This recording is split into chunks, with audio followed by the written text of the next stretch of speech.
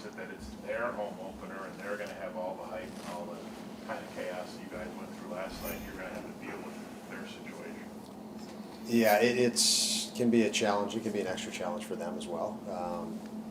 There's, like we've spoken about, there's a lot of extra emotions and anxiety. All these guys just want to get it going, and they've had to wait a little longer. So what that means, time will tell. But we're just excited to get into the process. Two similar styles. We get to go against a real stingy, strong defensive group, and it's a challenge that we need to address, and we need to go after it. So I'm excited we're playing them, and excited to just get the season moving. And what's it like you said, to have a game now that you can dissect after you've waited 5 or 6 days since the last game? There's a lot of ways to describe that. Lack of sleep is one. So, but it's nice. You can go through the film, and you're planning team meetings, special team meetings, defensive group meetings, offensive group meetings, line meetings, individual meetings. It's all going through your head to grab these guys, and obviously you're trying to minimize every single one of those components. Entries and entries against, and face-off plays. So, there's hundreds of different areas you could attack, and you're trying to figure out, okay, what do I need to tell this player in this group, offense or defense or partners, line mates. So it's fun. This is what we love about coaching, and we finally have some film to put in front of these guys, and that's where they typically learn. We all wake up and we look in the mirror, and we know we look like. You got to see yourself, and that's what the video does. You have to see yourself every day, and we have that now, and we'll use that every morning. I know you always want to score first, but when you play this particular style, is it even more important, as you say, to maybe get them out of their defense? If you can maybe get them on their heels, if you can score first. Strategically, you obviously want to attack before a team gets in its structure, and then when they're in their structure, you want to do things that get them out of their structure. So the simple yes, that is an objective with any team. Teams that are willing to try to play that game 1-0, 2-1. I think you have to have an element of patience, and what I mean by that is a very, I think a very hard focus on having a sense of objective. You don't need to go out over the boards and score. If it's in the D zone, you need to get it out of the D zone. If it's in the neutral zone, you need to get it into the offensive zone. So you have to have that sense of objective. We last night, I think, we gave up the first goal, and we turned the puck over.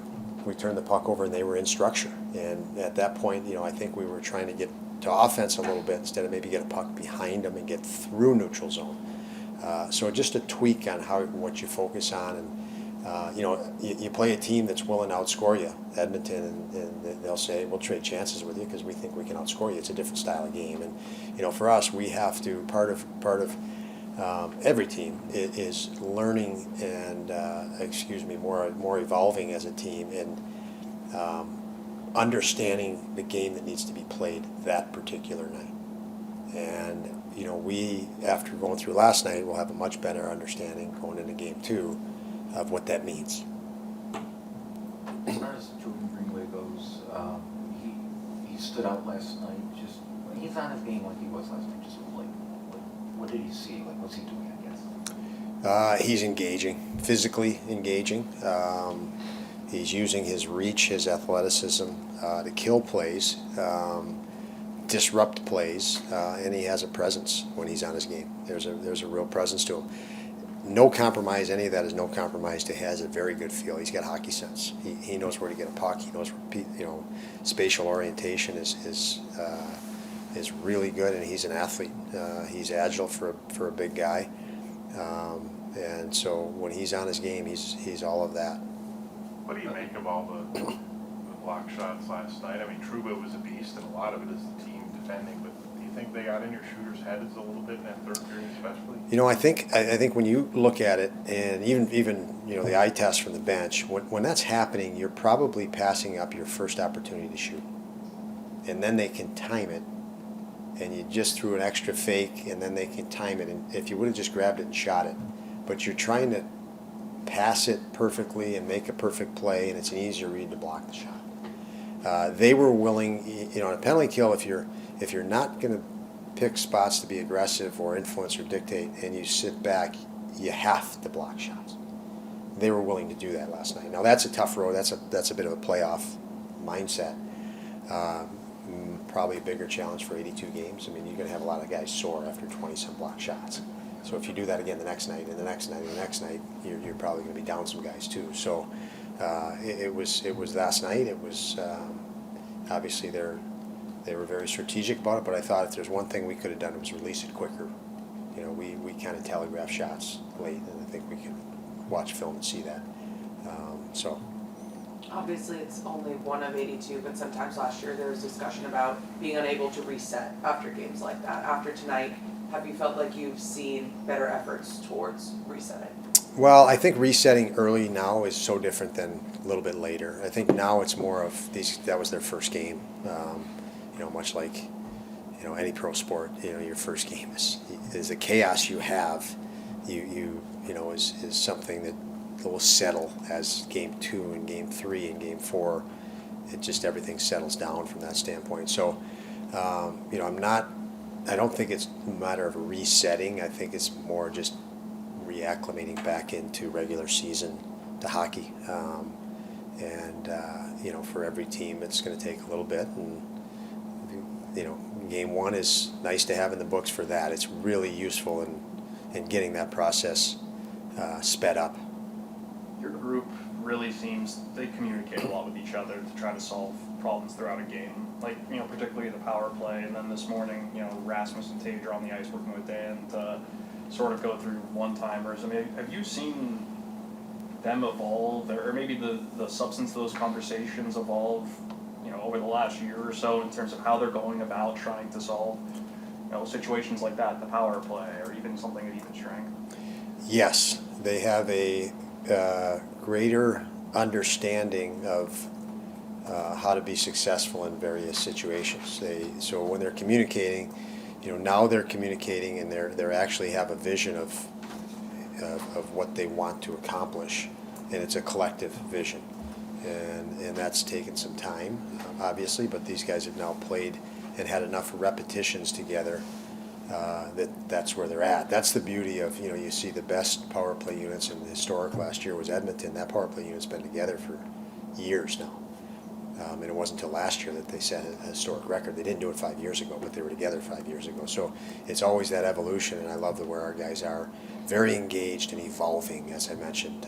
It's not so much learning, it's evolving. It's, you know, we've added this to our array. What can we do with it now? How can we attack it now differently? What are our strengths now?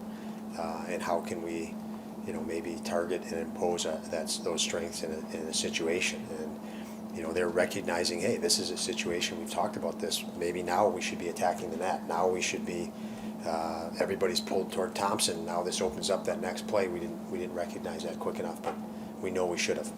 It seemed like the Rangers really wanted to be physical on Benson. Just watching the game live, it looked like he held up just fine. Now that you've had a chance to go through it and look at it, how did you feel he held up against it? Yeah, I thought Benson was physicality was no issue for him in the standpoint. He was certainly not intimidated. And even when Trouba, you know, probably took 3 penalties on him there, you know, realistically, I mean, if you look at it and you read the criteria, it probably could have been an easy call. And that's not a complaint. It's just watching the video. You can't call everything. So there's my disclaimer. But point being is it didn't bother Benson. He turned around, he grabbed him, and he actually held him back. Could have got a penalty for that, saying it didn't bother me. I'm not letting you get back in the play.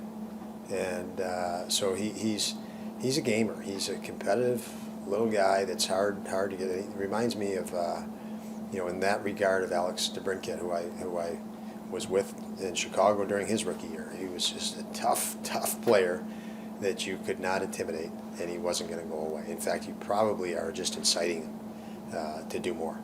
Have you had a chance to reflect and maybe watch some video? What did you like about, you know, the Greenway Middlestat Benson line last night? They were consistent throughout. I thought, you know, it was they exemplified, I think, all the lines. We fortunately we didn't try to do things too pretty because they didn't allow you. But I thought we could be a little bit grittier, a little bit more direct line, quicker to support pucks and things like that. But that line I thought was consistent through the course of the game. There wasn't a lot of opportunity for them, but they certainly didn't give up much, which was from what were our objectives early on in the season is to make sure we're paying attention to that. And we gave up. Unfortunately, we gave up maybe 4 chances, and one was a double, so 3 and one was a double, and ended up 2-0. We're down at the end of 1, but very limited chances. And so I guess to those guys, they'll be able to give us more offensively, but I thought they were pretty good as a unit, playing the game the right way. What do you think of Connor Clifton? Seems like the intensity of regular season suits him a bit better maybe than preseason. Absolutely, and he'll get better and better. It's hard, and Eric too. Eric Johnson. These guys, they want to fit in. They want to. We brought them here because they're ultimate team guys, but they don't know the team yet. I mean, I had a talk with Eric this morning too, and he's still getting to know his teammates. And last night was the first situation that he could see everybody on the bench, hear everybody talking. So for him, for both Eric Johnson and Connor Clifton, I liked their games last night, and the integration of them is a process for them. I mean, it's a new team. But Connor, specifically last night, was the hit he threw on Wheeler by the bench was hard. I mean, I was 5 feet away. That was a heavy hit against a big guy. And you feel that one the rest of the game. And there were a couple others.